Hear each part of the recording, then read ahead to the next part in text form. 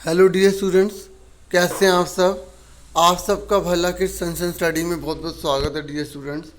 आज मैं आपको वर्कशीट नंबर 19 करवाने जा रहा हूं और ये सामाजिक विज्ञान की क्लास 6 की और 9 सितंबर यानी कि थर्सडे की वर्कशीट आपको करवा रहा हूं।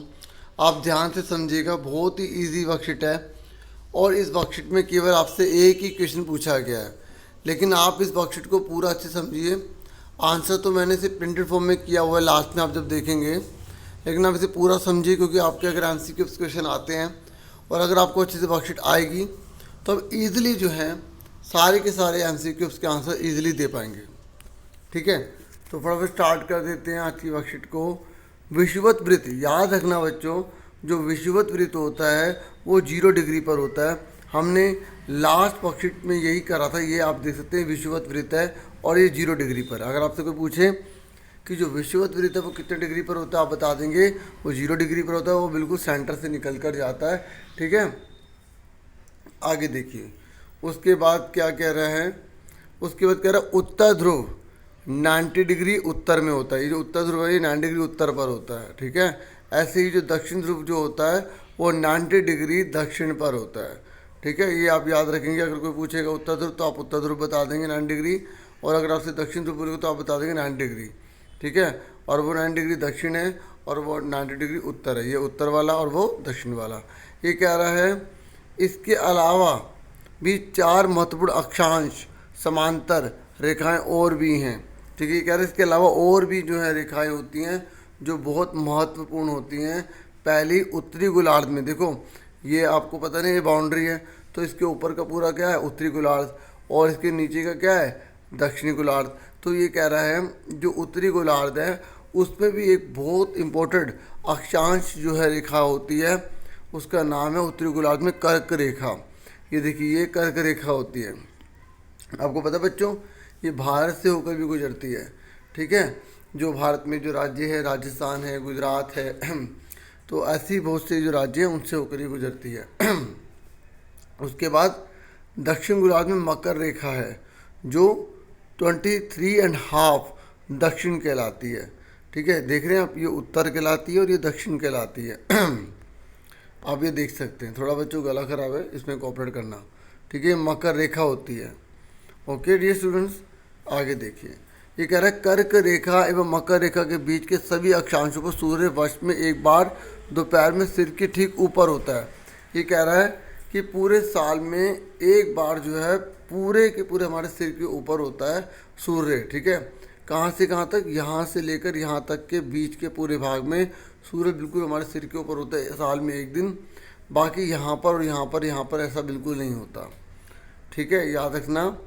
ये कह रहे इसलिए इस क्षेत्र में सबसे अधिक ऊष्मा प्राप्त होती है, इसलिए यहाँ पर इन क्षेत्र में ना ज़्यादा गर्मी पड़ती है और इसलिए इसे उष्ण कटिबंध कहा जाता है। और यहाँ से यहाँ तक की जो इलाका है इसे क्या कहा जाता है, उष्ण कटिबंध कहा जाता है।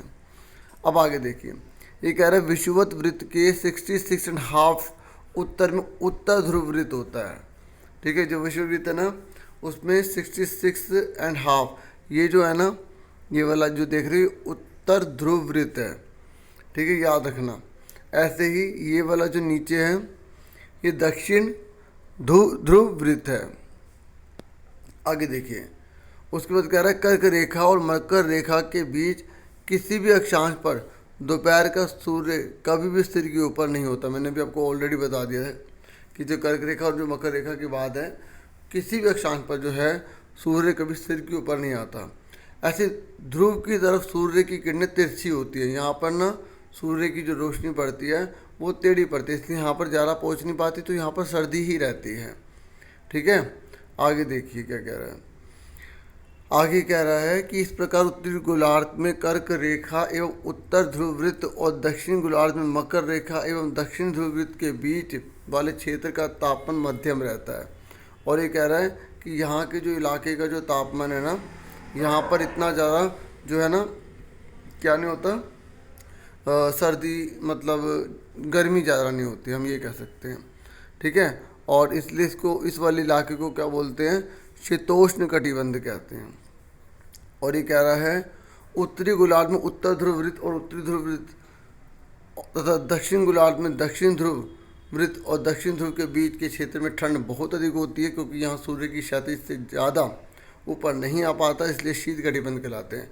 तो आपको याद रखना बच्चों कि ये जो इलाका होता है वो उष्ण कटिबंध कहलाता है, और ये वाला जो इलाका होता है ये शीतोष्ण कटिबंध कहलाता है, और ये वाला जो इलाका होता है इसको हम क्या बोलते हैं, शीत कटिबंध कहते हैं। ठीक है, ये आप अच्छे से याद रखेंगे। तो ये 3 मेन होते हैं, और यहीं पर यही पूछा गया था कि 3 ताप कटिबंध कौन कौन से होते हैं, मैंने आपको अच्छे से समझा दिया है।